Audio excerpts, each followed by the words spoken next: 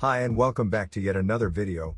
This is the fourth episode of the story about the time when Naruto managed to harness the power of nature in his early childhood, due to which he was inducted into Onbu. Let's watch as Naruto Uzumaki takes world by storm. After you've finished watching, please like, share and subscribe to the channel. Let's get started. It had been another week, and the bridge was finally complete. Tazuna, Tsunami and Inari stood on the symbol of hope that Tazuna had built, saying their goodbyes to Team 7 and Naruto. It didn't feel like it, but 2 weeks had passed with Kakashi and his team, and Naruto now knew another method of teaching, something he had already learned from his time under the Kapi Nin. Kakashi had always said that teamwork was the most important thing in a successful squad, and he stuck with his ideals even when teaching Jinan. Like the silver-haired Jonin, Naruto also thought that teamwork was very important. When he became the captain of Rohan, the rules of teamwork still applied, as they most likely still did. Yugao saw both Naruto and Kakashi as two of the greatest shinobi in Konoha, and even though she never said it out loud, she strove to be like them. They were her role models, and she wouldn't change the way the team worked just because she was appointed the new leader. After what happened on the bridge, Naruto publicly executed Gato of Gato Company. Both of his arms were broken, his face was smashed in, and a kunai greeted his brain from his throat. It was ugly, it was brutal, sickening even, but it was something Nami no Kuni needed. None of them could admit it, and no one could do it. Their moral codes weren't as flexible as a shinobi's. Thankfully, Naruto was able and willing. His Lord Hokage's orders were absolute.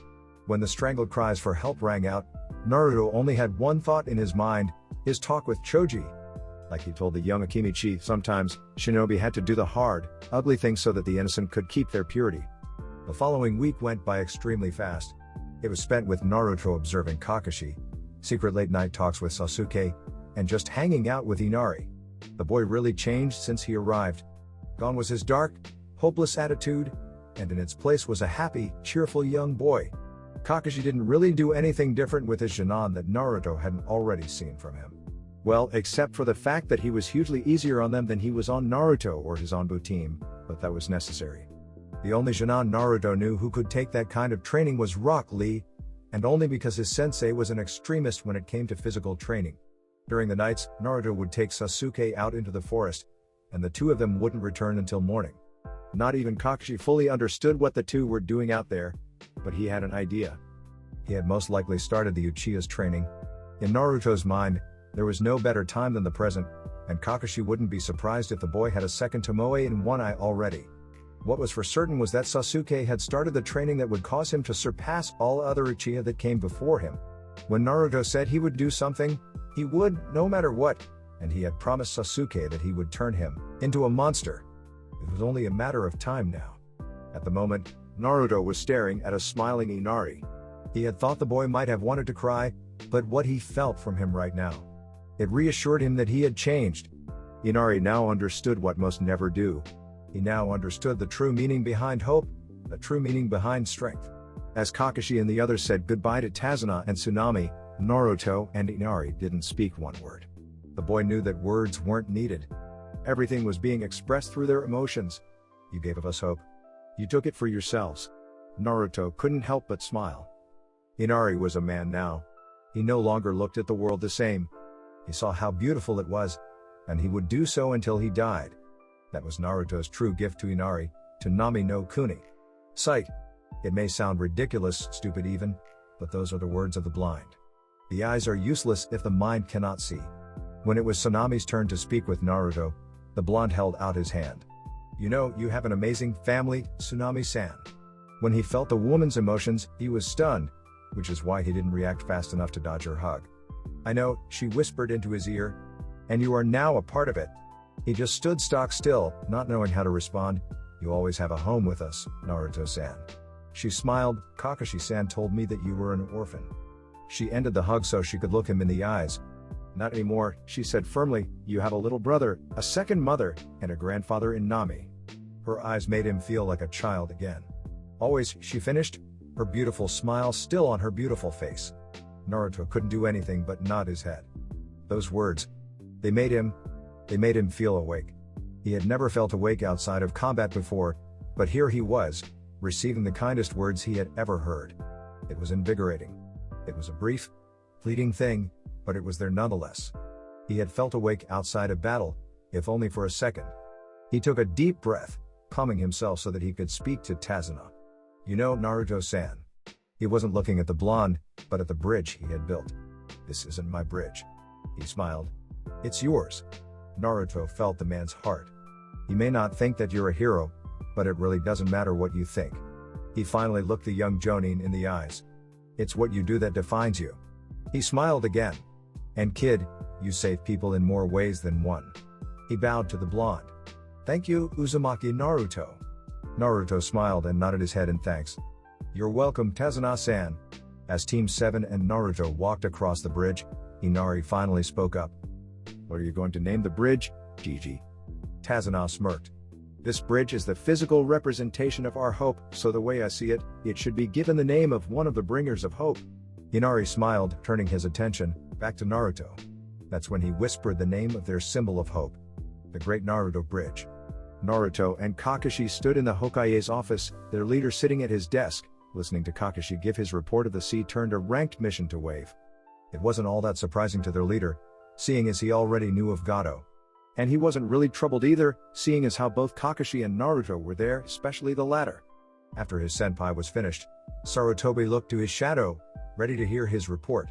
Before he began, Naruto gave the shadows of the room a look that every Anbu captain gave when they wanted others to leave. The two Anbu guards that watched the Hokage didn't even ask their commander before leaving the room. Nezumi Teiko was respected amongst the Anbu, even more so than Inu Teiko, and they all knew that if he gave them an order, it had the full weight of the Hokage behind it. Naruto began when they left. I encountered Yukihaku, Momochi Zabuza's accomplice, and decided to spare him, for personal reasons. Kakashi looked at his Itoto from the corner of his eye. Then, after saving Tsunami and Inari from Gato's thugs, I sensed Uchiha Itachi's chakra signature. Hiruzen took his pipe into his mouth.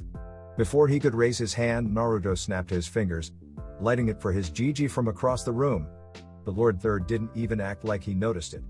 He just inhaled, like it was something that happened daily. That's how Naruto was with his Gigi. They trusted each other with their lives, and there was nothing that could change that.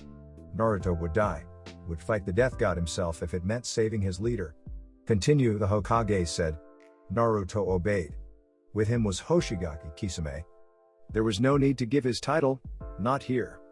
The blonde knew his commander knew exactly who Kisame was. Naruto never doubted his Gigi. Kisame challenged me to a game, sort of.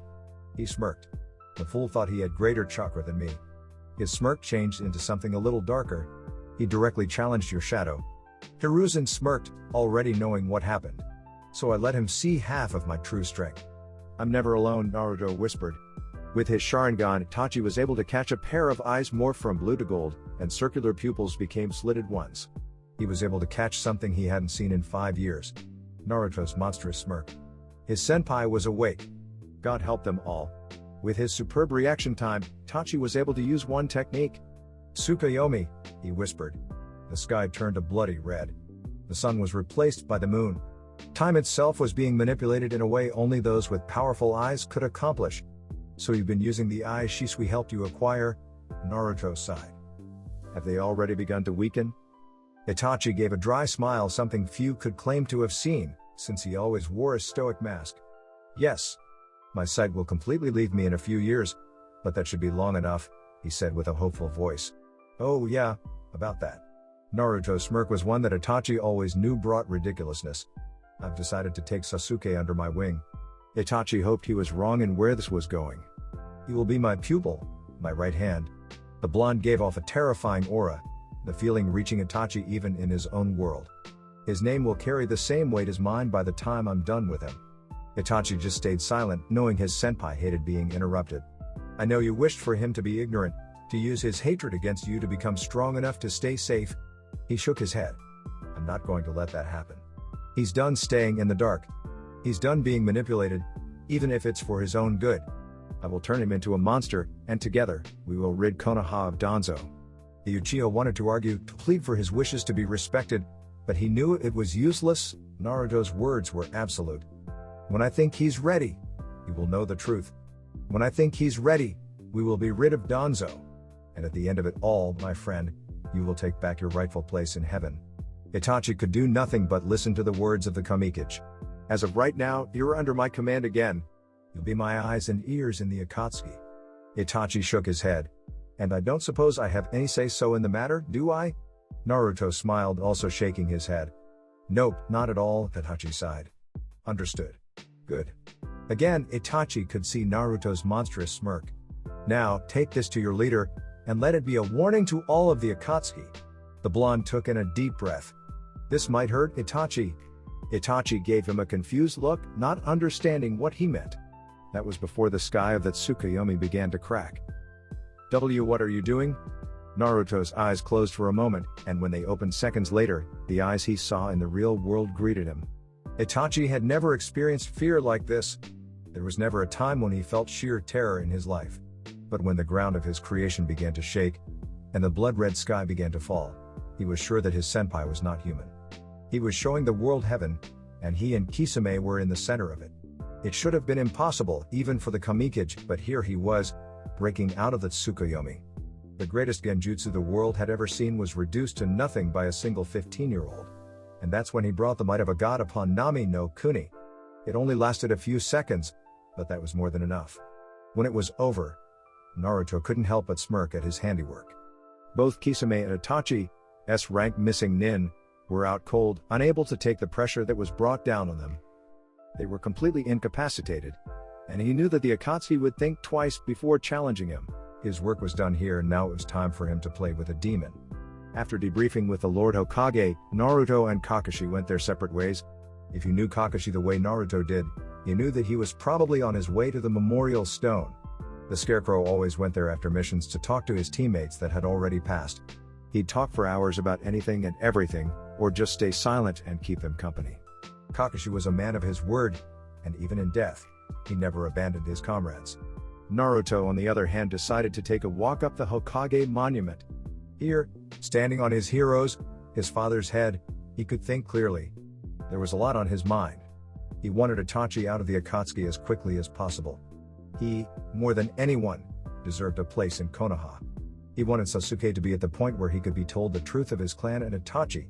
Every day Danzo still drew breath was infuriating. It was time for him to die. He wanted to be with Mei, to feel her soft skin against his once again. He sometimes dreamt of her beautiful auburn hair. She was always on his mind, and he hated himself because of it. He wanted to be with Anko, the way he knew she wanted. He could feel her, even outside of the village, all the time. He had synced with her, he knew her better than anyone else in the world. She was always on his mind, and he hated himself because of it.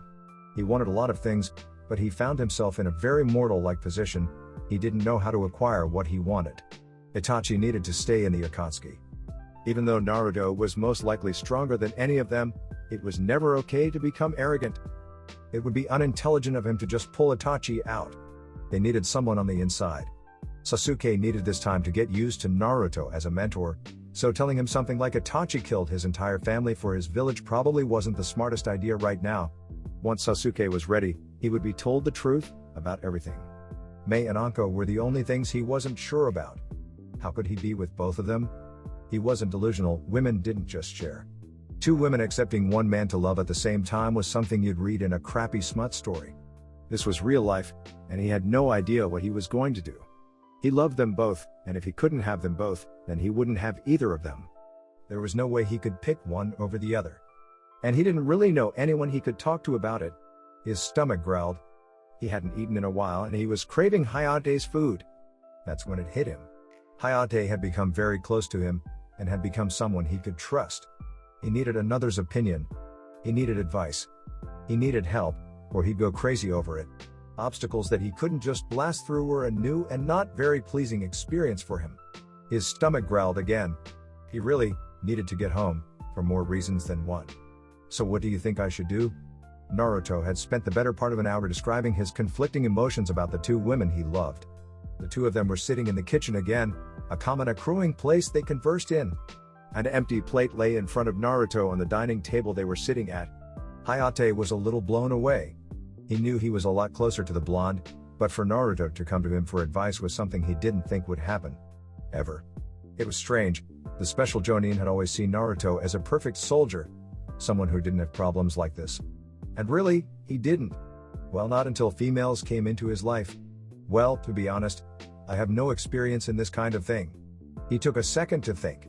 I've only ever loved one woman in my entire life. Yeah, I've had girlfriends before, but love was something that came when I was older and met Yugao. Naruto couldn't help but smile at the way Hayate spoke about his Nei-chan. But two women at once. He looked hesitant. Please, just speak your mind. I want to hear what you have to say, no matter how brutally honest it is. The Uzumaki said. He really wanted to hear the man's opinion.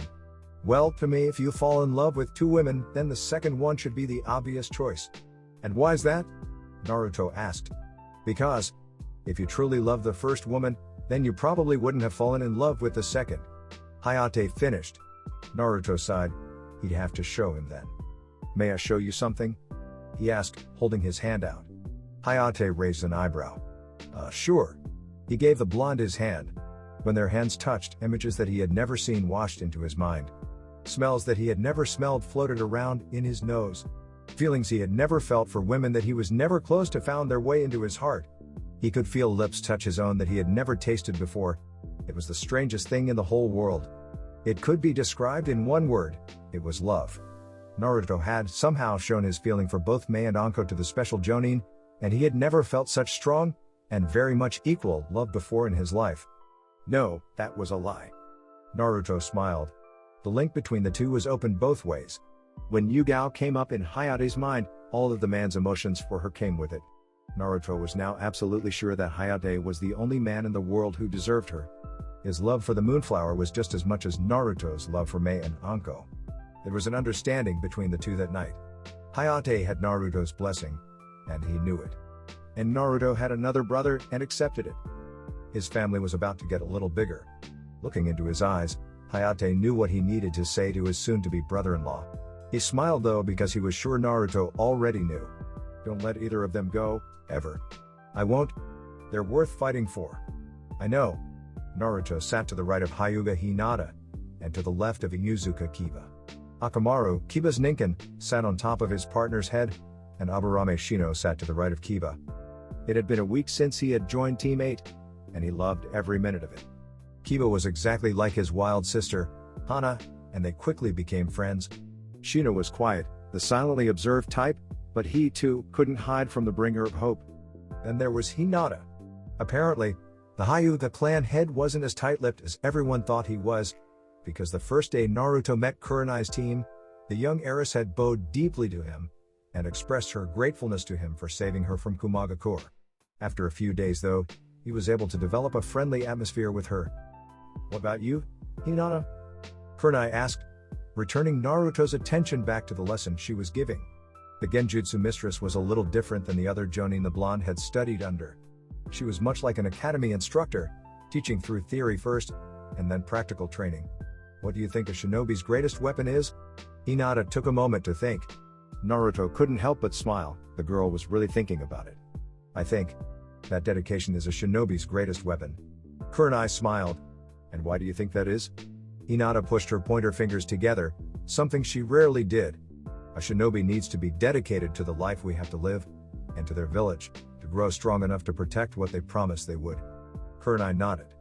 Okay, that's a good answer. And you, Kiba? Kiba puffed his chest. The partnership with your ninkin is a shinobi's greatest weapon. This time, both Naruto and Kurenai smiled. Although that's important for your clan, not all shinobi have ninkin partners. Hinata laughed and Naruto smiled. And you, Shino? A shinobi must always keep a calm and collected mind in every situation. The bug user answered with a stoic demeanor.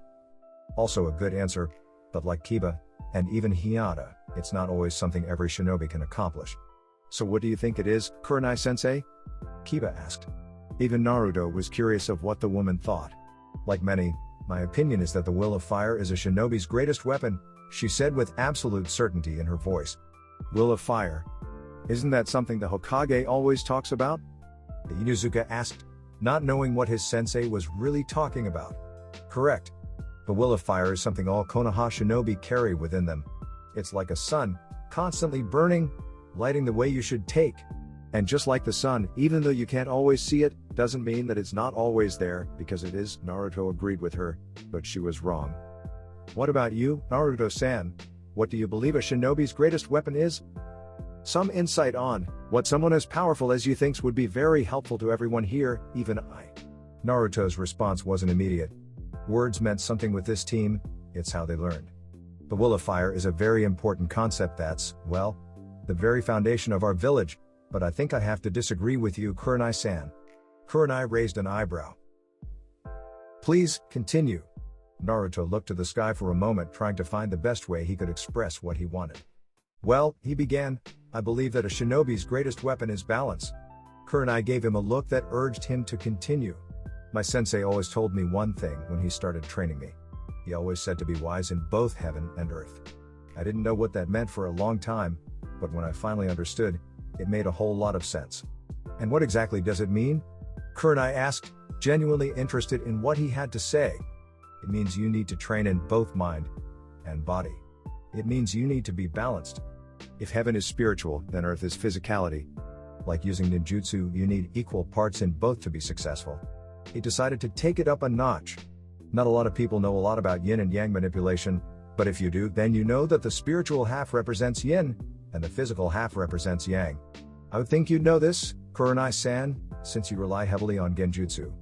Kurenai nodded. Yes. I mostly use the spiritual half of the equation for my techniques. I thought as much.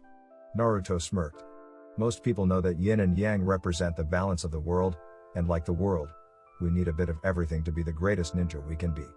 Yin and yang, polar opposites, but the two are never greater than when they are together, used in equal amounts. Does that mean that you use yin and yang manipulation a lot? Kurenai asked. And that's when it hit him. It was right there in Jiraiya's teachings, under his nose the entire time. How didn't he see it sooner? I'm sorry, I have to go. I'll see you all tomorrow. He had to leave. He had to look into this more. His smile was seen by all of Team 8. He was about to create a new form of Senjutsu. Today was going to be a good day. Another day had passed and Naruto was walking the streets of Konoha with Sasuke. The two of them had just finished a long training session, and were heading to Ichiraku's for some lunch. That's when they saw a certain little Sarutobi. Naruto ni, he shouted, running up towards the blonde. What are you doing? He asked happily. Naruto smiled. Just getting a bite to eat with a friend. He pointed at Sasuke.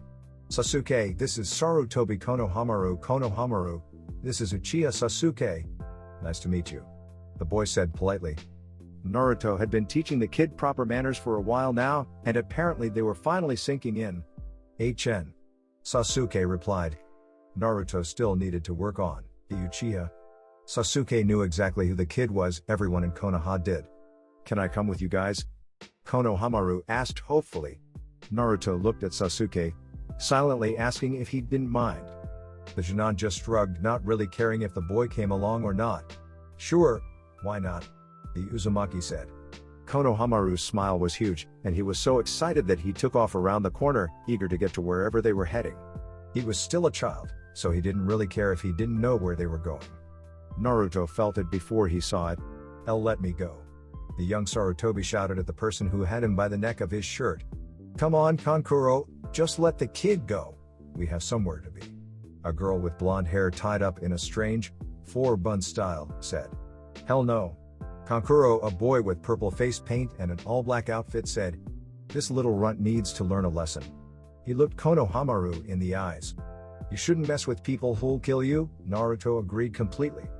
I'm only going to tell you this once, Sunanin. Put him down. Now, Naruto said in a deathly silent voice that both of the Sand Shinobi managed to hear. And who the hell are you? Kankuro asked. Before he could answer, there was a kunai at the foreign ninja's back. Who he is doesn't concern you. You're on Konoha soil. Now, let the Hokage's grandson go before you're both executed by the Kamikage. Naruto wanted to smile. Sasuke's training was paying off. He was glad now that he taught him the Shunshine, body flicker. He was a natural with it, this incident proving that. He had gotten behind the Suna Shinobi before either of them had time to blink. Why you're the Kamikage? Temari asked Sasuke, thinking that he was talking about himself. Sasuke actually smirked at the idea. No, I'm just a Konoha Jonin. Now that confused the Sand Nin. How could a Jonin be that fast? Naruto had felt this question on their minds and actually smiled. If they thought Sasuke was fast, they wouldn't know what to think when they met Lee. That kid was fast as hell when Naruto had first met him, and training with the Bringer of Hope only made him faster. He's the Kamikage, the Uchiha said, pointing at the blonde in front of them. Kankuro dropped Konohamaru, but Sasuke made no move to let him go. It's okay, Sasuke, you can let him go now. He smirked. Neither of them will try anything, right now at least. There was one emotion both of them kept feeling. Does he know? Yes. He knew, and he was not pleased. He'd wait, make them sweat a bit before he did anything. He needed all of the details, and the Hokage needed to be informed. These fools thought they could set Konoha ablaze? Naruto had a little saying he loved to use. Death to all enemies of heaven. We apologize. We didn't know he was the grandson of the Hokage, Temari said, bowing her head. Who his family is doesn't matter. He's a citizen of Konoha, and if you touch any of my citizens, he began leaking out, killing intent the likes of which they probably never felt before. It wasn't the huge, overwhelming kind, it was the kind that could strike fear into seasoned jonin with only a taste. Whether they are the lowest class or nobility, the Sunanin began to shake. I will take your soul as penance. Temari, Kankuro, you're a disgrace to your village. So little Tanuki decided to show himself. Jiara, Kankuro stuttered. We? Naruto stopped leaking his killing intent so that the boy could actually speak. I was starting to think you'd stay hidden the whole time, Ichibi, Naruto said. Enjoying the panic the others started to feel. So you know of Mother then, Gaara said without much surprise. Why is Mother scared of you? He asked curiously. Mother always craves blood, but she doesn't want yours. Why is that? Naruto smiled. I'll tell you another time. He looked at Sasuke, who nodded at him. The Uchiha picked Konohamaru up, who had passed out from the killing intent from earlier in Sunshine. Body flickered away, getting the boy home. Right now I think you should all get to your hotel rooms where you can't cause any more trouble. It wasn't a request. Gaara just stared at the blonde for a moment before nodding. Temari, Kankuro, let's be on our way. The three started to walk away, but before they got too far, Gaara turned towards Naruto. I'll see you soon, Bringer of Hope. With that, the three finally left. Naruto's face turned absolutely sinister. He was angry, incredibly angry. There were demons inside heaven. It was time to inform God of their trespasses. Indeed, he whispered. He looked upwards and to the right. To anyone but Naruto, there was absolutely nothing there. But there was nothing the eyes of the Kamikage couldn't see. He nodded, accepting the summons. Hiruzen had been watching the whole encounter with the Sand siblings from Sunagakure. He had initially been very upset with how the one named Kankuro had treated Konohamaru, but like always, his shadow was able to handle it. The deaths of the Kazekage's children might have started a war, but his shadow knew as much. The thing with Naruto was, he didn't want to start a war, not unnecessarily. But if there was to be war, then he could wage one all on his own. Konoha had an army killer, and his name was Uzumaki Naruto. There was no doubt in the old Sarutobi's mind that his shadow could end wars all on his own. And really it wasn't as far-fetched as it sounded. It actually happened before. Namikaze Minato was the prime example of this. Now, Hiruzen was not a censor like his shadow, but over the years, developed a way of reading Naruto. Right now, he could tell that something was wrong. That's when Naruto actually looked at him, like he could see him through his seeing glass ball. He nodded his head, and wasn't surprised when his shadow nodded back. The message was clear. The two of them had much to speak about. It had been another week, and Naruto was enjoying a celebratory dinner with Team 8 plus Anko. The dinner was for the three Jonin getting into the Chunin exams, but Naruto could tell why Anko was here. The two of them were sitting together, enjoying the food and sake they were served. Naruto could see Kurenai sipping at her preferred vodka, speaking with Hinata. Kiba and Shino spoke a little, but the young Inuzuka was constantly stuffing his face with meat, so the conversations were short-lived. So what are you going to do now? Teach. Anko asked, taking another sip of her sake. To be honest, I have no idea. I was assigned to the teams to learn how to work with shinobi who aren't Anbu qualified. The Hokage might not even give me a Jonin team. He replied, also sipping from his sake cup. If you could choose, what would you want to do? She asked. Naruto smiled. I'd want to rejoin the Anbu, but that can't happen. I'm too well known worldwide to be a secret operative anymore. But besides that, I think I'd like starting up a little group outside of the Operations Unit Medical Corps and the Anbu Black Ops. Oh. So you have a dream then? Good. I was starting to think you weren't human at all, Anko chuckled. Naruto laughed like nothing was wrong, but on the inside he was starting to believe he wasn't human either. And after he discovered what he could do now, it honestly scared him. About you? What's your dream now that the curse mark is gone? Naruto asked, deciding to push his worries to the back of his mind. Anko's expression darkened. I want Orochimaru's head. Naruto felt her hate for the traitor, and understood. I agree. Orochimaru has lived long enough. Anko looked at him, giving him a dark smile. She knew he could feel what she was thinking, but she didn't care. She wanted him to know. Naruto sighed. It was going to be a long night. Anko groaned at the light assaulting her eyelids. She hated the inconsiderate ball of heat at times like this. She was so comfortable, and she just wanted to stay where she was.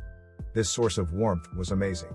Her arms had been wrapped around it for a while now, and she wanted to stay that way. Her head was laying on something hard but soft, and very comfortable. She couldn't really remember what happened last night, but that didn't matter right now. Right now all that mattered was this warmth. Wait. Last night. Naruto.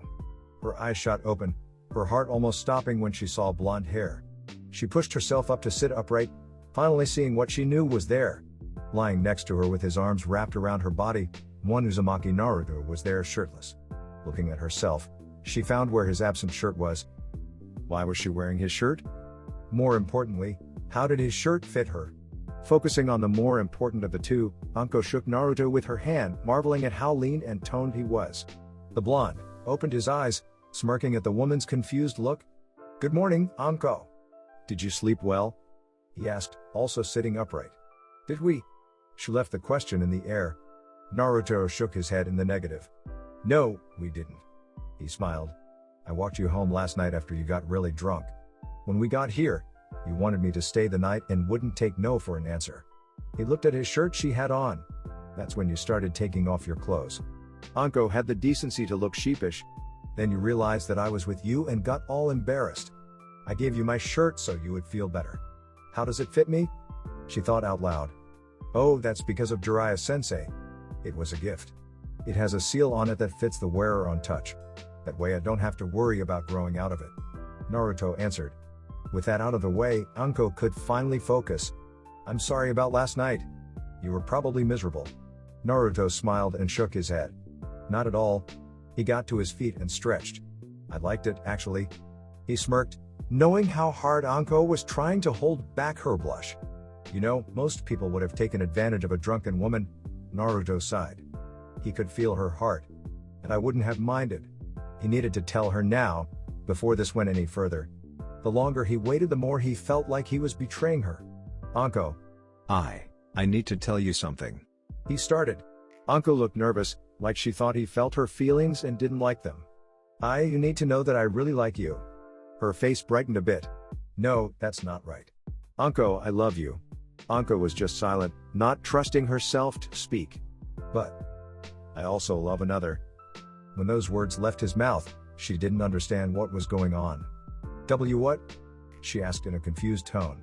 He sighed again. This was really hard for him to admit. When I was in Mizu no Kuni, I fell in love with the current Mizukage. Her emotions hurt him. You have to understand, with my ability to understand people, it's hard to keep my own emotions in check. When I met Mei, she was the first person I ever felt this way for. He knew how she was taking this, even without his empathy. But then I had to leave, and that's when I met you. I had no intention of developing these feelings for you, but when we synced. When I felt your soul.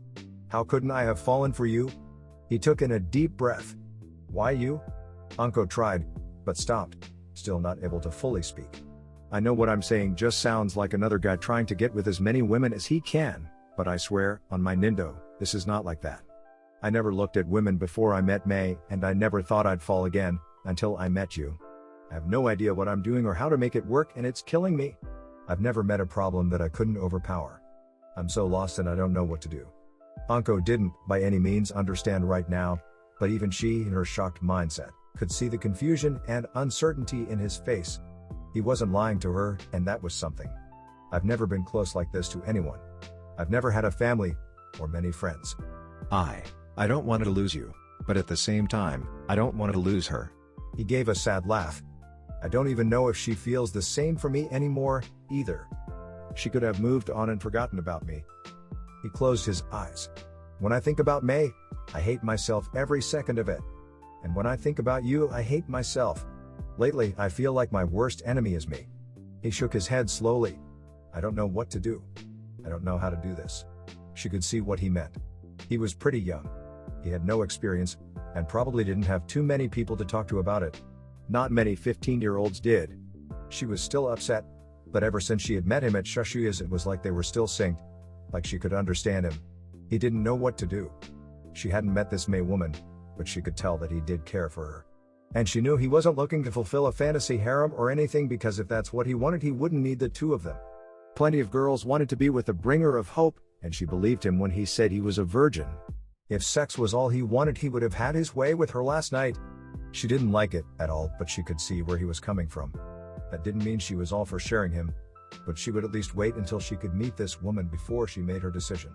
She looked at him knowing he had already felt her decision. When he nodded, she was grateful. Having to say it out loud would have been embarrassing. Anko sighed. Well, we can't do anything about it until I meet her, so I'm just going to act like she doesn't exist until then. I'm hungry, let's get something to eat. She gave him a giant smile, one that he knew all too well. It was a mask. No one could hide from the Namikaze, and right now, he hated that fact. She was still hurt. And he hated himself for it.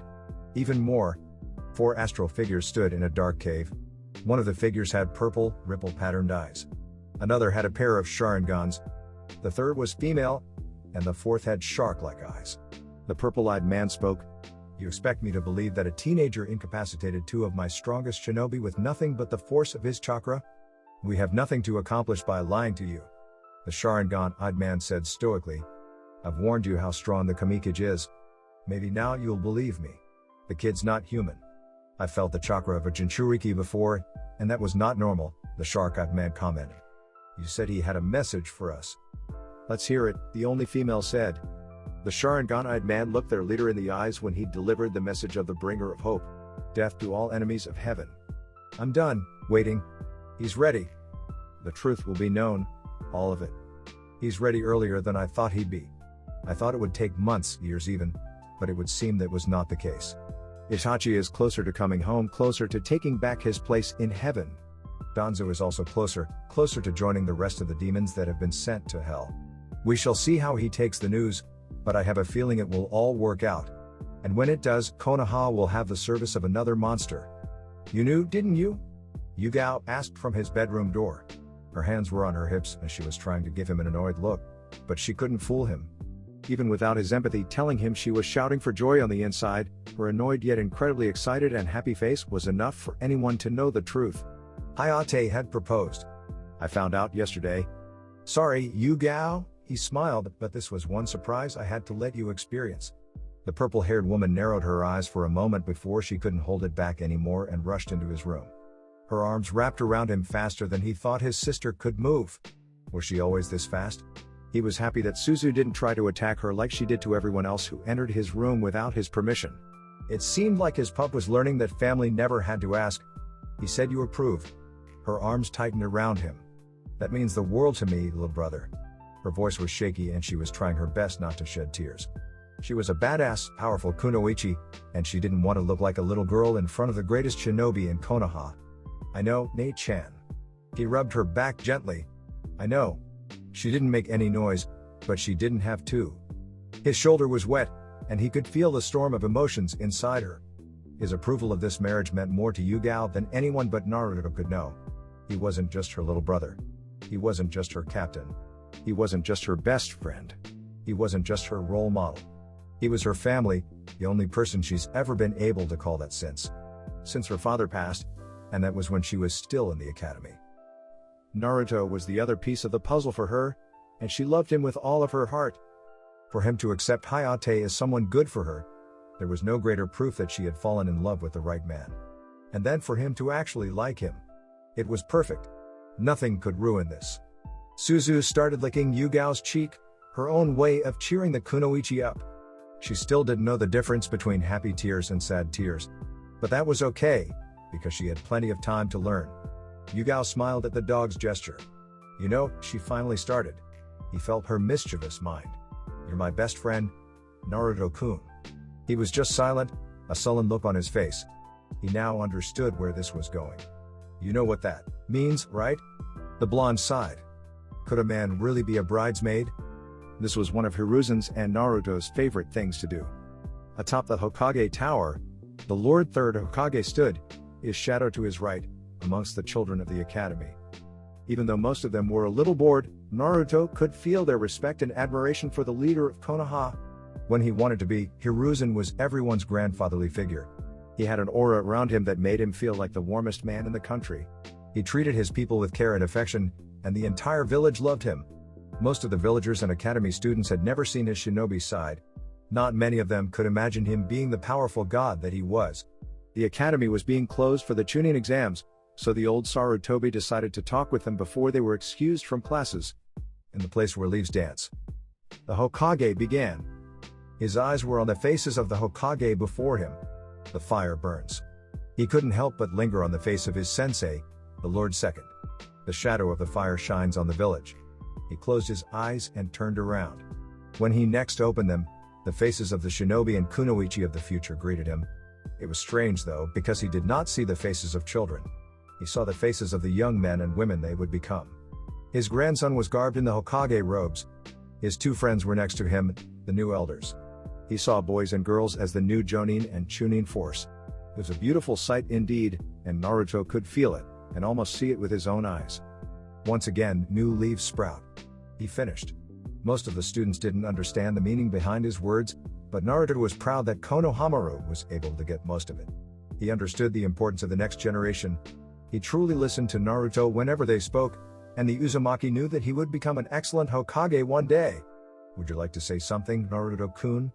Hiruzen asked. Naruto smiled, nodding his head. Being a shinobi of Konoha means a lot more than most think. He took a deep breath. We do the righteous work of God.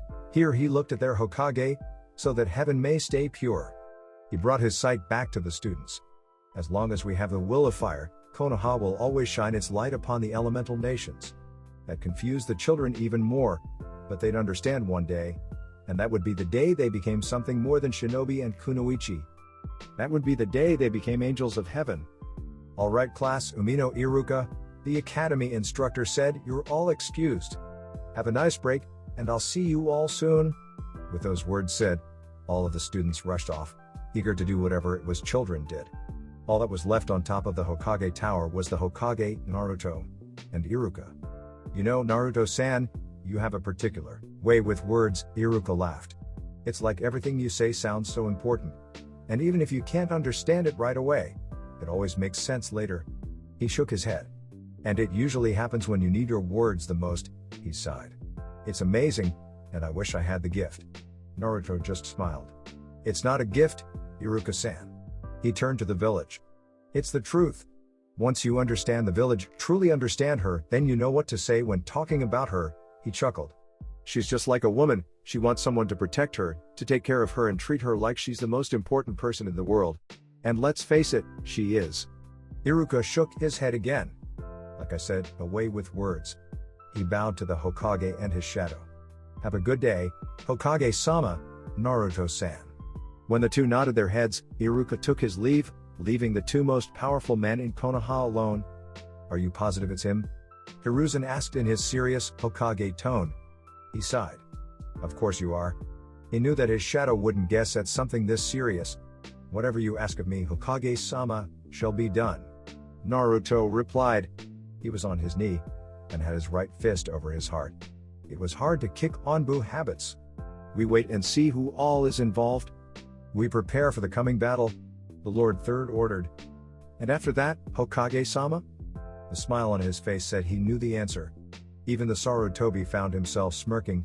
Death to all enemies of heaven. Naruto couldn't have said it better.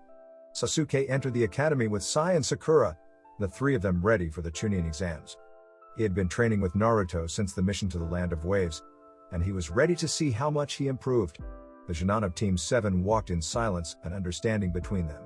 They were ready for this, more so than they thought they'd be. Sai, of course, was not at all worried, his lack of emotions helping him. He had been putting himself through the training to rid someone of emotions when they came back from Wave. He never wanted to feel such fear again. Sakura was surprised with herself. She thought she'd be reluctant to do this, but she was actually eager. She was upset with Naruto at first when he told her she was a weak little girl that needed to toughen up. And when he said that she would never get Sasuke's attention unless she took being a kunoichi serious, she had promptly gave him a dirty look and walked away. After some thinking though, she had understood what he was saying. She never really took her, at least the physical side of, kunoichi training serious. And it made sense that Sasuke wanted to be with someone that, well, wasn't like her. So she went to Kakashi and asked for extra help. Ever since then, she's never trained harder in her life. Then there was Sasuke. The young Uchiha had never been more confident in his life, yet, for some reason the usual arrogance that came with it was nowhere to be seen.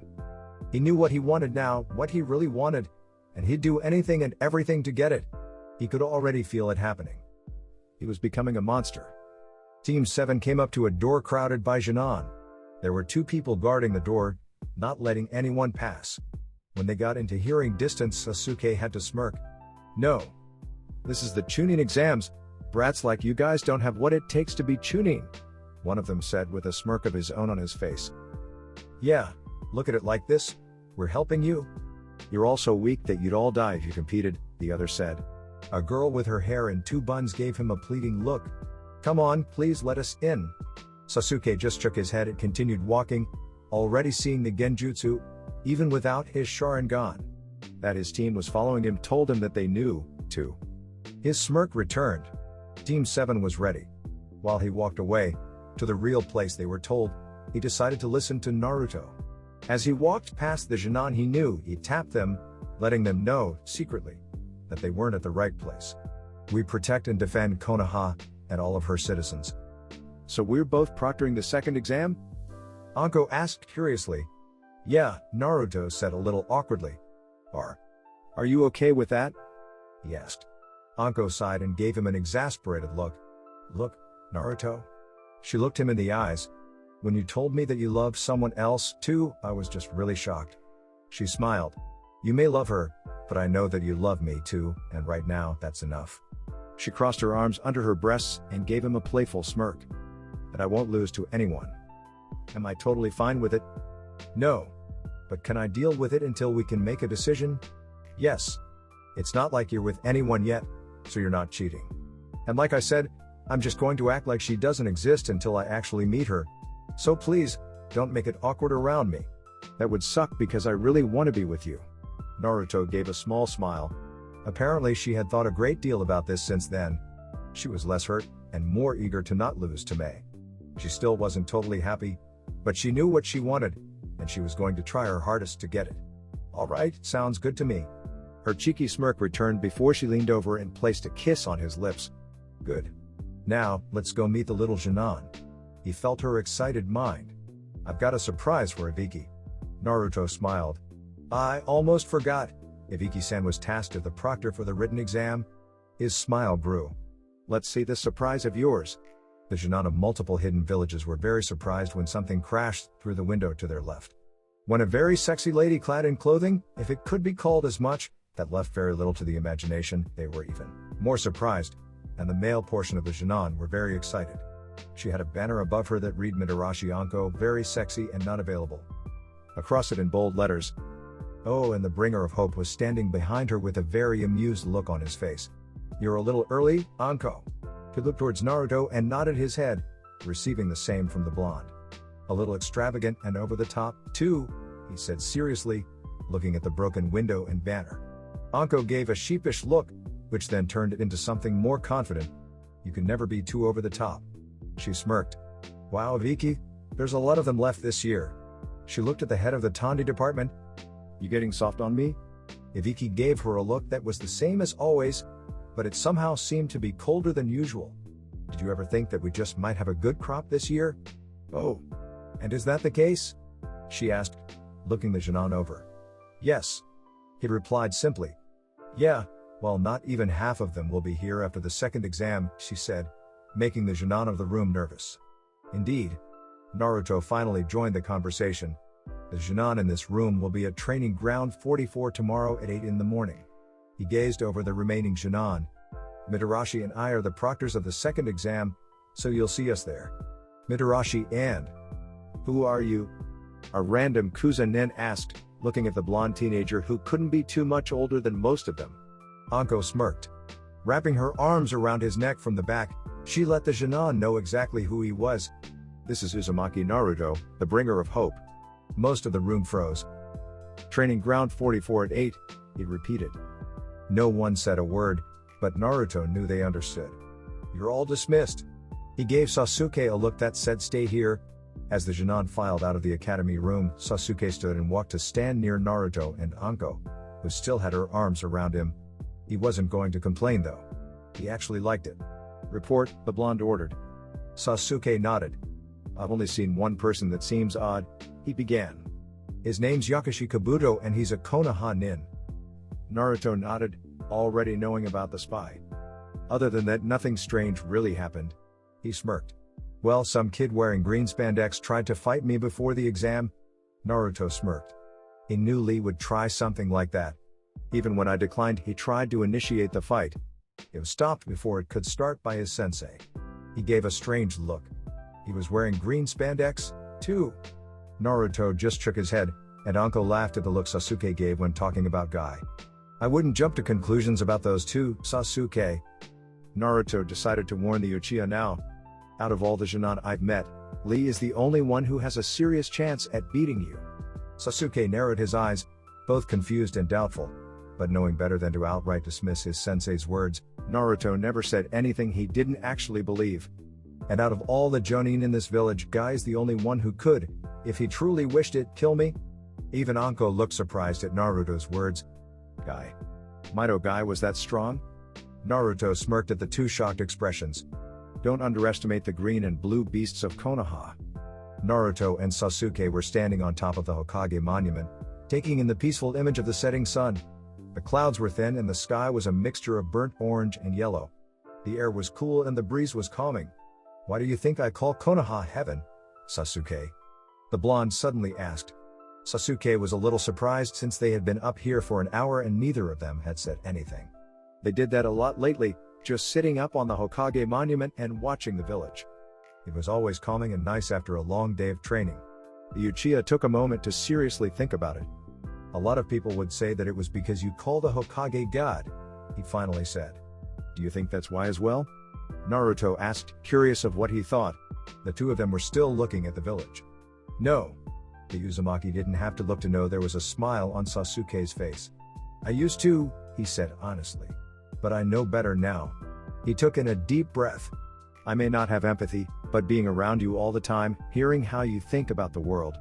I think I understand it a little now. Sasuke closed his eyes. Even with my eyes closed, I can hear it. I can feel it. His eyes opened. This is our heaven, our golden city, our sanctuary. Konoha is a safe haven for the pure. The Hokage has always talked about the will of fire, and before, it was just the words of an old warrior past his prime, in my eyes at least. And now? Naruto asked. Now, it makes more sense than anything. It's the will, the desire to protect heaven. It's the desire to protect the pure. And who exactly are the pure? The men and women of our village, of our heaven. Sasuke took another deep breath. You call Konoha heaven not because of the god leading it, but because of the angels residing in it. Naruto finally turned to Sasuke. His face never changed from the stoic expression he wore. I know this is hard for you to talk about, but I need to hear you say it. Sasuke hesitated for a moment before nodding his head. Did you love Itachi? Sasuke froze for a minute before closing his eyes and turning his head down and to the right. Yes, he whispered. Like it was a terrible taboo to admit his feelings. He was my big brother. Of course I did. Naruto took a deep breath. I have one more question. Sasuke's eyes met his. Do you trust me? Obsidian eyes kept ocean blue ones for a good minute before Sasuke spoke. With my life. Naruto smirked. Good. His eyes turned gold and his hand met Sasuke's head. You're ready to see it. His chakra flared. All of it.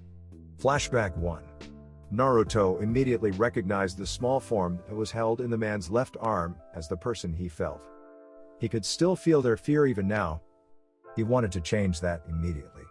The man looked down on the small boy in front of him and snarled, "Out of my way, runt." The head ninja of Kumo barked. Naruto was silent for a moment, too angry to even move his body.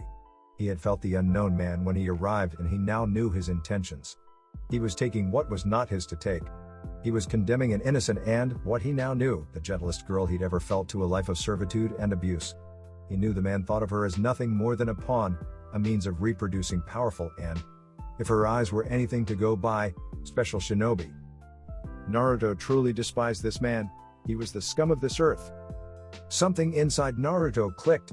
He knew what he had to do. He could now feel and understand himself. He knew what he was now. The dark-skinned shinobi vaulted over the child in front of him, knowing that time was against him. He had no time to deal with someone who was in the wrong place at the wrong time. He kept running, making decent distance, until he was stopped once more. Again, the blonde-haired boy suddenly flashed in front of him, almost too fast for him to react to. In the back of his mind, he was worried just how strange it was for someone so young to be so fast. He snarled, and went to grab a kunai from his pouch to dispense with the nuisance. That's when he felt it. Naruto's hand raised into the air, ignoring the man's attempt to bring out a weapon, and began to do the impossible. The world, which was the only way he could describe it, began to twist and turn, producing the same energy that was currently occupying his body. However, now it was different, more refined, sharper, and tangible. From the very air itself, bright golden, the same color as his eyes, particles began to appear, floating in the sky above him. With a flick of his wrist, the particles stirred, slowly rotating, grinding itself in a circular motion, enthusiastically obeying its master's whims. The grizzled man's eyes widened. He didn't exactly know what was happening, but he was able to understand that it wasn't all that good for his health. It was supposed to be dark out, being well past sundown, but with the golden matter that was flying around, the sky was ablaze in a molten gold fury. It briefly passed through the head ninja's mind that, for a moment, it had looked like the heavens themselves opened up to bring forth their wrath on him. It was the most terrifyingly beautiful thing the seasoned Jonin had ever seen. Naruto's hand shot open, spreading his fingers in the air. That's when the particles took form, mimicking his right arm, the spread fingers and all, just in a much larger proportion. It looked like it was the right hand of God more than a small child's anger. Naruto gave one more soul-piercing glare at the man, their eyes meeting for mere seconds. In those chaste moments, the head ninja had thought the boy could actually see his soul for what it was, tainted. He had never felt sheer terror like this before. So why was it so serene? For a moment, the Kumo nin wondered why he wasn't moving, why he wasn't cutting the strange child's throat and vanishing into the night. And then he knew, with a strange, detached realization, that he couldn't. Whatever the thing in the sky was, it demanded all his attention. Not even the fear of being caught by the Konoha shinobi could spur him. The Uzumaki could feel the familiar presence of who he guessed was the girl's father. Familiar as in he had felt the man before. He had by now memorized all of Konoha's citizens. He nodded at the man, and the older Hyu wasted no time to leap forward and scoop his daughter in his arms. Once he leapt back out of the way, Naruto had no reason to wait anymore. In the back of his head, he knew he was being watched. He could recognize Hokage Gigi's presence anywhere, and he was always with members of the zoo, so they, too, were he very familiar with. Especially the lazy-feeling one, he was the blonde's favorite. That didn't matter now, though. All that mattered at this very moment was to rid the world of this disgusting man. Like an enraged god bringing down his divine judgment, Naruto clenched his hand in a fist while slamming it down into the ground at his feet, cracking a large portion of it. He unleashed all his anger with a monstrous shout, something that sounded more animal than human. In a blink of an eye, the gold hand-like structure fell to the earth right above the would-be kidnapper from Kumo with earth-shattering might. End flashback. Sasuke gasped and fell back. He was breathing heavily and sweat adorned his brow. He took a few seconds to catch his breath before he spoke. Did that really happen?" he asked breathlessly. When Naruto nodded, Sasuke gulped. "But you were only 6. That's impossible." The Uchiha was visibly shaking. "This is why I'm showing it to you, Sasuke." Naruto began. "I'm showing you that nothing is impossible for monsters." The blonde once again put his hand on the raven-haired boy's head. "Now, there is much more for me to show you." And just like before, Sasuke's eyes lit with gold, and he once again felt everything that Naruto had felt, like he was the one experiencing it. Flashback 2. Nezumi, no, he was Naruto now, he was awake, was face to face with two S-class Jinchuriki.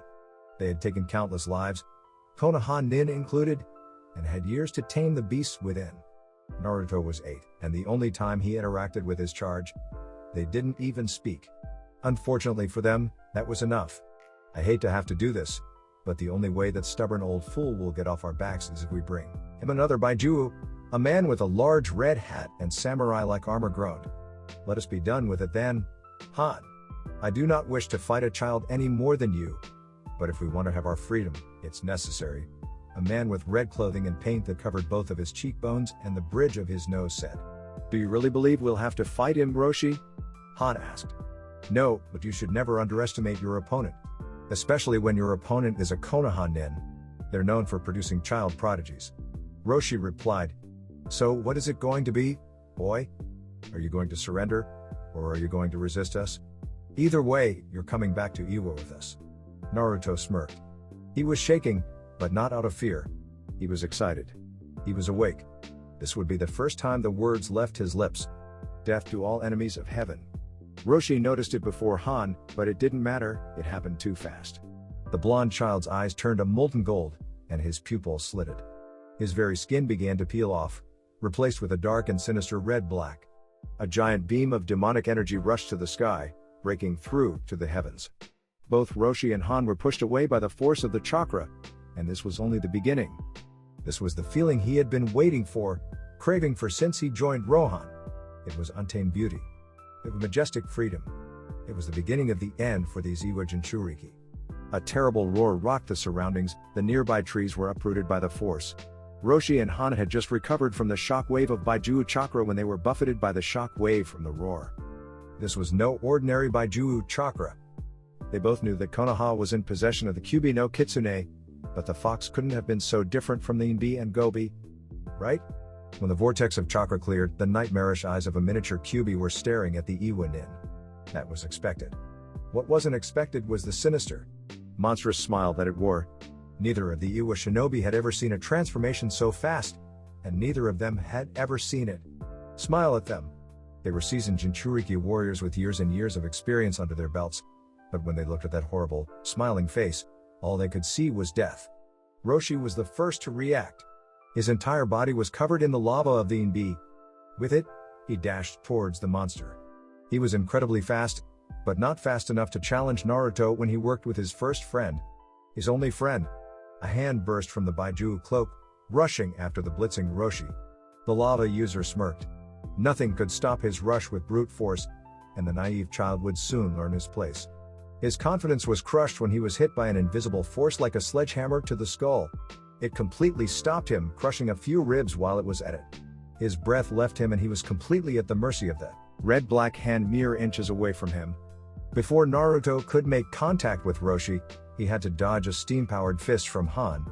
Flipping to his left, the overpowered fist hit nothing but earth, and that's when Naruto had had enough.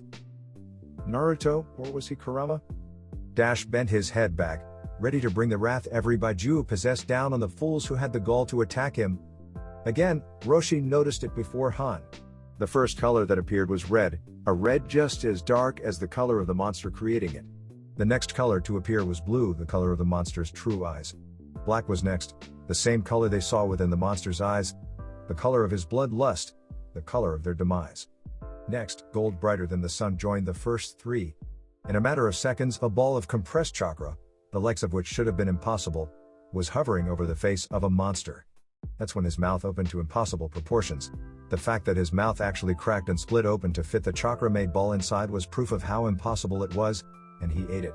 Any Jinchuriki that was able to go as far as the child knew what was coming, but this was on a different level than anything they'd ever seen before. Roshi saw that the demon was aiming at Han, the only friend he had ever had. He also saw how Han couldn't move, his hands still stuck within the earth.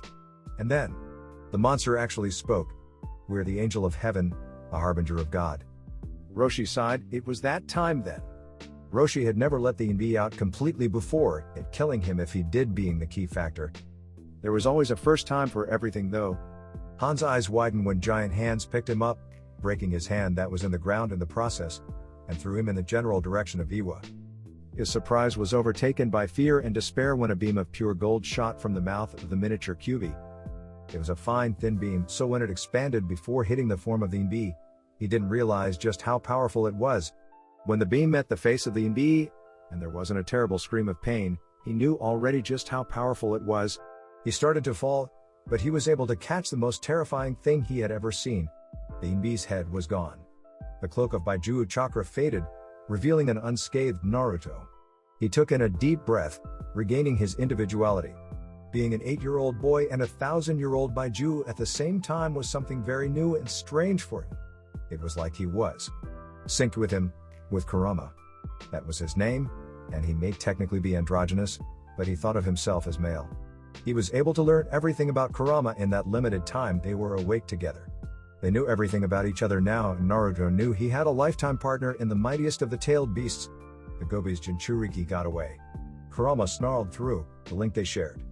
Naruto smirked. It seemed like he, too, liked being awake. I know. We'll get to him one day. Naruto replied. And Kurama, he paused. Thank you. Being awake with you? It was incredible. He couldn't see his partner, but he didn't need to. The Kyuubi was smiling. Anytime, Kit. Naruto understood the Baiju now.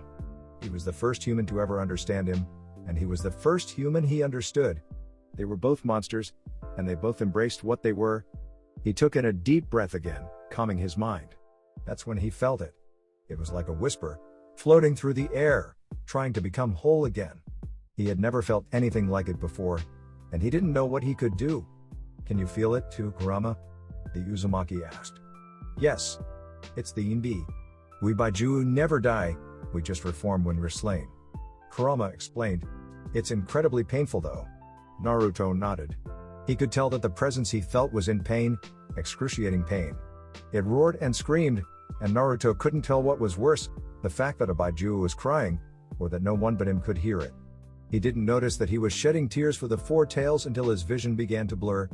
This was the first time he had ever cried for something. And this was the first time he decided to save, to protect someone that was not of Konoha. End flashback. Sasuke took another gasp of air, trying to control his breathing. He was able to stay standing this time, but it was still very taxing on him. He was emotionally drained as well. When Naruto let him look at his past experiences, he was able to see them through the Uzumaki's eyes. He was able to feel everything that Naruto felt, and it was almost too much for someone like him, someone without empathy.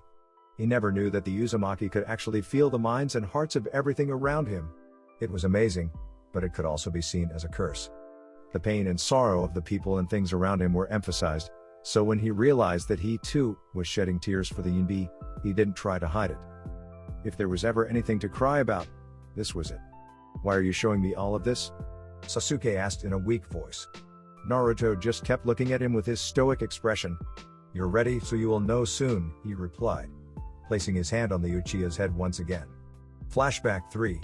I still haven't told you your fourth and most foolish mistake. Yagura made his way back to the boy, wanting to hear his final words, slipping his mask off to look him in the face before he left. His eyes immediately widened when he saw the vicious smirk on the young face. That's when the seals decorating his body lit up, signaling their activation. The room shook and cracked under the pressure of the power the child was emitting, trying, and succeeding, to break from the suppression seals. One by one, the many tags burst, sending smoke into air in an impossible show of strength. The blonde's eyes were a molten gold, staring straight into the man's soul. Yagura was the Mizukage, and the Jinchuriki of the Sanbi. He wasn't scared easily. But when the boy next spoke, he was terrified.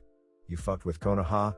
In the blink of an eye, the now awake Naruto was in front of Yagura, sending him through multiple walls with a single natural energy enhanced punch. He made sure the blow wouldn't kill him. It wouldn't be fun if he died right away. He wanted to play. The second his fist met the man's face, 3 of the hunter nin were on him, their kunai in hand. Their hands were outstretched to slice through him when they heard him whisper a god into existence. Bishamon, the golden form of the god of justice and war, formed around their target, successfully blocking the blades just with his body. The thing was tangible. Wonderful.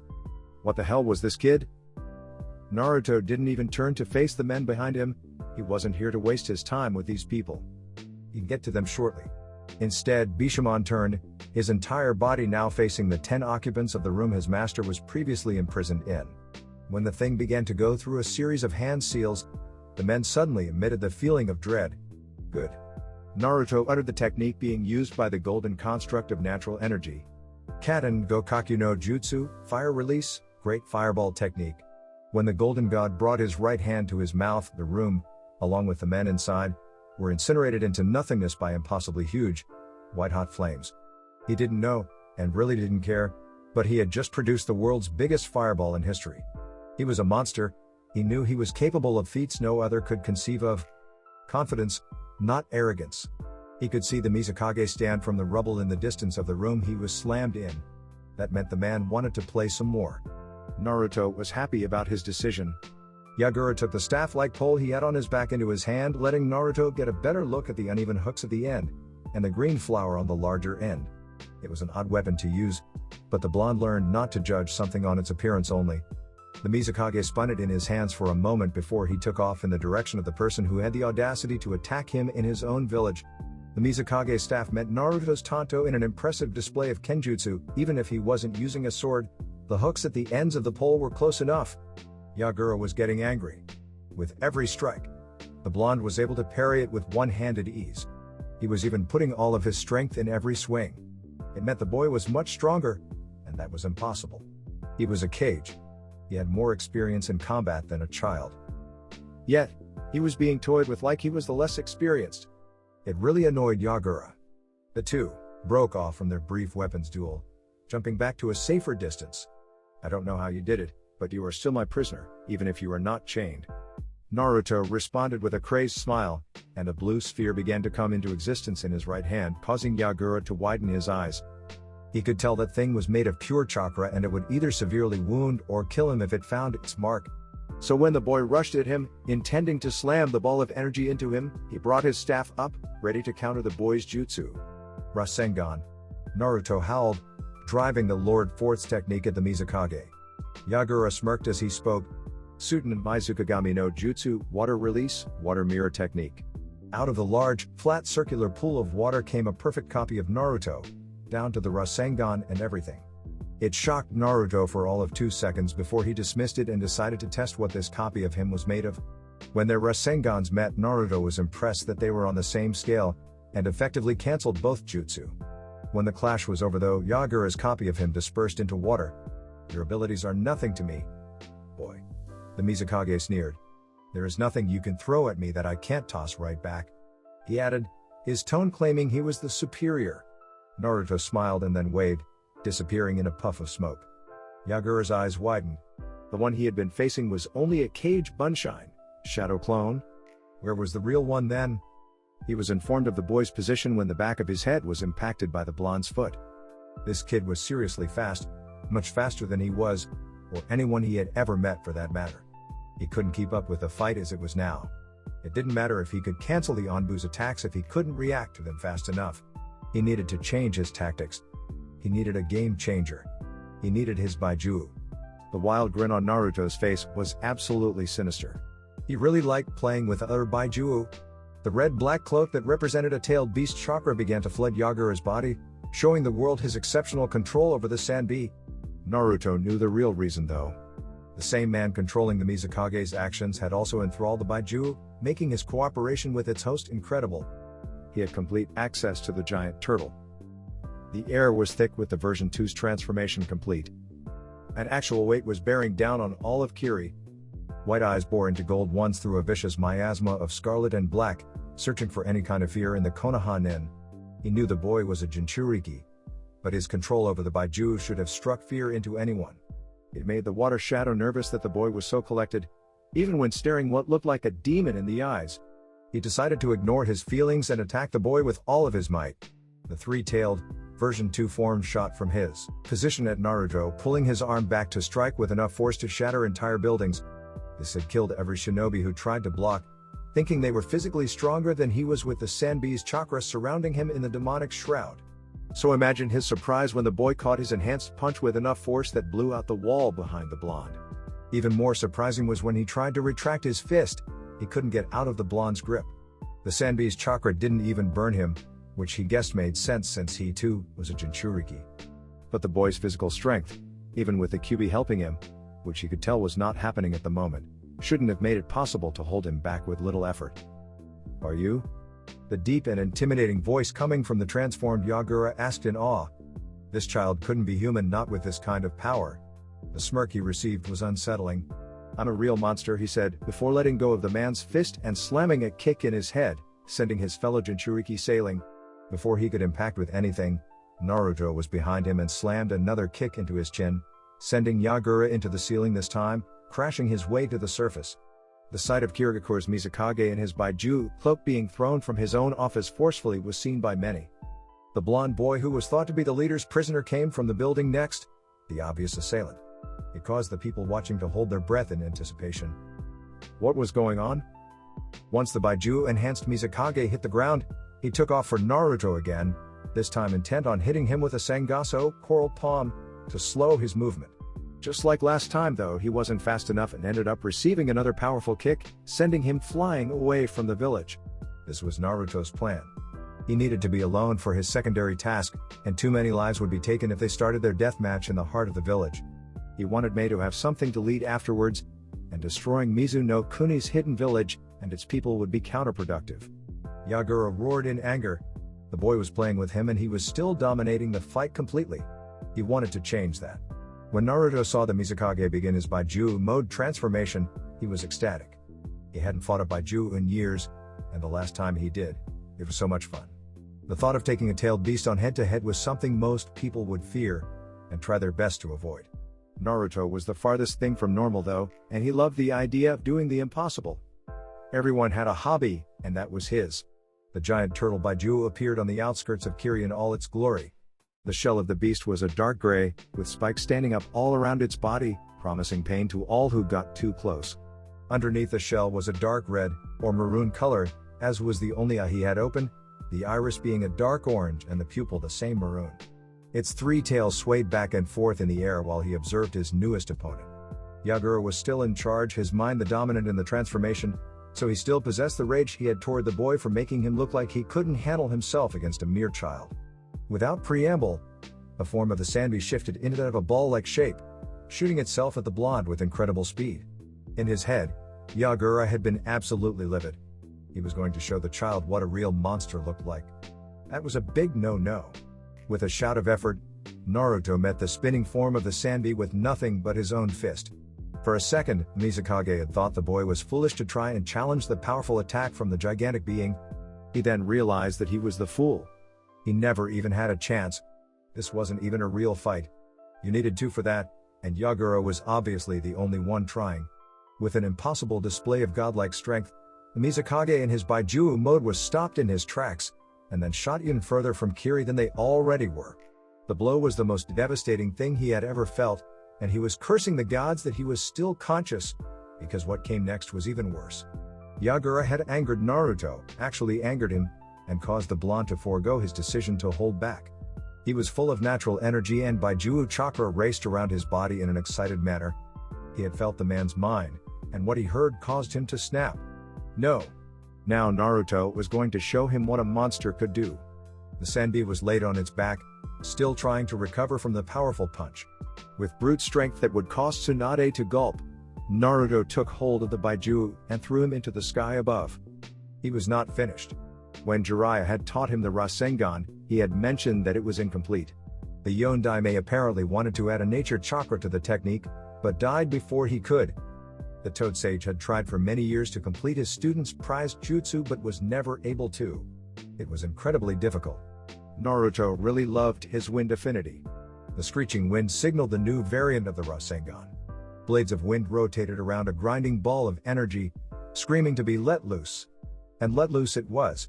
Futon Rasen Shuriken, wind release, Rasen Shuriken. The destructive spinning sphere was hurled into the beast's back, blasting it even higher in the sky. He was not finished. In the next blink, Naruto was above the tailed beast now, with two Rasen Shurikens this time, one in each hand. Futon Suin Rasen Shuriken, wind release, twin Rasen Shuriken, he shouted as he shot both of the powerful versions of the Rasengan he had created at the Baiju who was still being buffeted in his back by the first one. When the twin spheres met the Sanbi's body, he was crushed on both sides for a moment, before the two overpowered the one, forcing the Baiju back down to the ground with an earth-shattering crash. He was not finished. Bishamon, he shouted, the god coming into the world with his words. This time though the god's body had something it never did before. Naruto willed himself to stay in the sky, golden wings now protruding from his powerful sage dust technique. Not wasting any time, Naruto continued his assault. Senpo Kami no Miji-te, Sage Art, the right hand of God. With all of the might he could muster, he dove from his spot in the sky like the warrior of God he was and slammed the powerful fist of a Kami into the Sanbi, officially ending his wave of carnage upon the Mizukage. Now he was almost finished. Naruto landed on the ground next to the crater the Baiju was smashed into, letting Bishamon take his leave, back to the heavens to sit amongst the gods again. Yagura began to revert back to his human shape, no longer capable of holding Baiju mode. The Uzumaki jumped into the crater to stand over the fallen cage. He needed to tell the man one last thing before he allowed him to die. He crouched down so that he could speak these words into his opponent's ear. "Take this with you into the pure world," he whispered.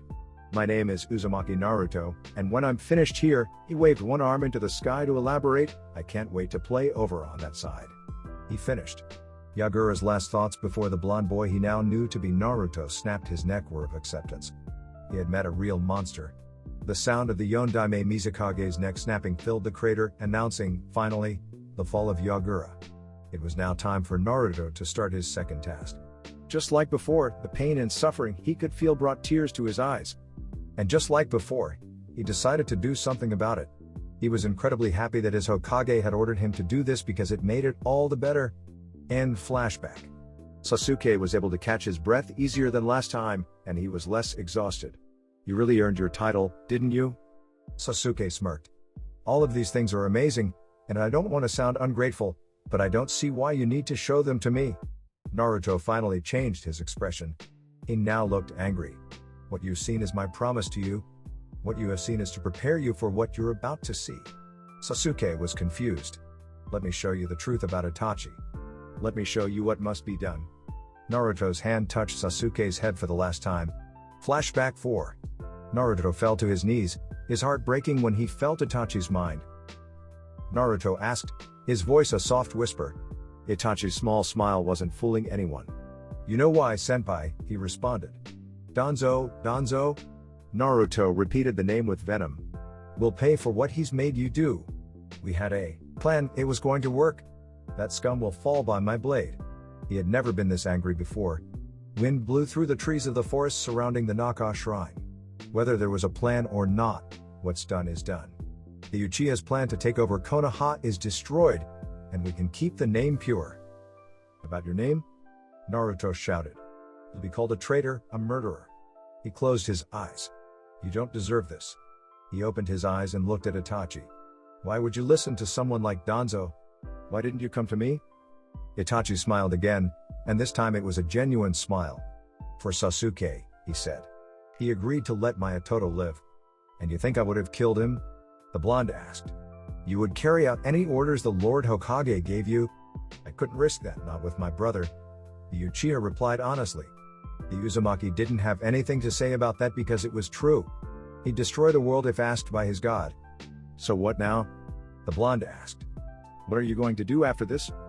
Itachi's expression morphed into a serious one. "I had help," he began. "I went to a man who claimed to be Uchiha Madara." Naruto's eyes narrowed. "If I joined his organization, he said he'd help me. I have a bad feeling about him, even if I don't think he's truly Madara." "So you're joining too? What, act as a spy?" the blonde asked. "Yes." Itachi nodded. "I'm going to keep an eye on them from the inside." He looked at the stars that flooded the sky. "May I ask a favor of you, Captain?" Naruto sighed, but nodded. "Yes. I trust Danzo as much as I trust that Tsuchikage. I'm going to ask Hokage-sama to watch over Sasuke, to keep him safe." He gave Naruto a pleading look. "The Lord Hokage won't be here forever, so I ask only one thing of you." Naruto already knew what he was going to ask. "Sasuke will be safe as long as I take breath, Itachi. I promise." Naruto swore with certainty. Itachi smiled. He knew Sasuke would be fine now. He could leave and protect Konoha from the shadows of her enemies without worrying about the safety of his beloved little brother. "Thank you, my friend," Itachi whispered. "I must speak to the Hokage." He put his Anbu mask back on. "Goodbye, Naruto-senpai, and thank you for everything." Itachi's sunshined body flickered away, leaving Naruto alone with his thoughts in the forest that used to belong, to the Uchiha. The first human friend he had ever made had just been torn away from him, and it was all because of Danzo. A little brother had just lost his entire family, and it was all because of Danzo. Naruto was crying, and it was all because of Danzo. The bringer of hope craved a man's blood, and that man was Shimura Danzo. The monster had the old war hawk in his sights, and there was nowhere he would be safe. It was only a matter of time now. Itachi. End flashback. Naruto's hand left Sasuke's head slowly. The young Uchiha was frozen, unable to speak. He couldn't even tell if he was breathing, but that didn't matter. Naruto had never lied to him, so there was no reason for him to start now. Naruto had always said they would kill the person responsible for their shared pain. Not once did he say they would kill Itachi. Not once did he utter a bad word against Itachi. By the time he realized that he was in fact breathing, he was already hyperventilating. Sasuke, Naruto whispered, but the name might as well have been shouted because it got through to him. Look at me. It's not true, Sasuke whispered breathlessly. He killed them to test his own strength. He showed me. It's not true. His words were soft and slurred. He just couldn't believe it. I said, look at me, Naruto said with a little more strength. He's a traitor. He wanted to kill me, not save me. He's a slaughterer. Sasuke still couldn't catch his breath. Look at me, Naruto shouted, his voice breaking the raven-haired boy out of his shock. Am I talking to an infant, or a proud Uchiha shinobi? Which is it? Because I have neither the time nor inclination to teach babies how to breathe. Sasuke tried to calm himself down. You are one of the last two Uchiha, a powerful clan of Konoha, of heaven. You will not act like a newborn. You will calm your mind and listen to what I have to say. Sasuke nodded, calming his breath enough for Naruto's liking. The Uchiha had grown tired of being treated like outsiders, and to be honest, their claims were not empty. However, their methods were unacceptable. They planned to overtake the village. They planned to kill our Hokage. Naruto looked to his right, able to see a portion of the Lord Third Stone face. The Hokage made a plan. He wanted to send me in to eliminate those who wished harm upon Konoha. This would have worked if it wasn't for Danzo. Sasuke just stayed silent, trying to keep his calm so he could hear Naruto's words, so he could hear the truth. Danzo made a deal with Itachi. Naruto's face turned into an angry visage. If he killed the entire Uchiha clan, his brother, you, would be spared. Naruto took a deep breath. You want to know the truth about Itachi, Sasuke? Here it is. He looked Sasuke straight in the eyes. He was ready to die as a criminal and a traitor. He accepted disgrace in the place of honor, and hate in the place of love. Despite all that, he did everything he had to with a smile on his face, for the peace of Konoha, and most of all, you, Uchiha Sasuke. Disgrace in the place of honor. I wish to kill a certain man, a certain traitor. Hate in the place of love. Hate me, Sasuke. Hate me, and when you have eyes like mine, try to kill me. Naruto could feel the young Uchiha's mind. He could feel all the anger, the desperation, the hopelessness just wash away. Like Naruto when he resolved to kill the scum from Kumo all those years ago, something in Sasuke just clicked. He knew what he had to do. He could now feel and understand himself. He knew what he was now. Naruto smirked when he heard the first words the new Sasuke spoke, and he knew they were for Danzo. Death to all enemies of heaven. Spoken like a true monster. That's it for this video. I hope you all enjoyed the video. Don't forget to like the video, subscribe to the channel, and follow me on my other social media accounts. Anime God here, and I'm signing off.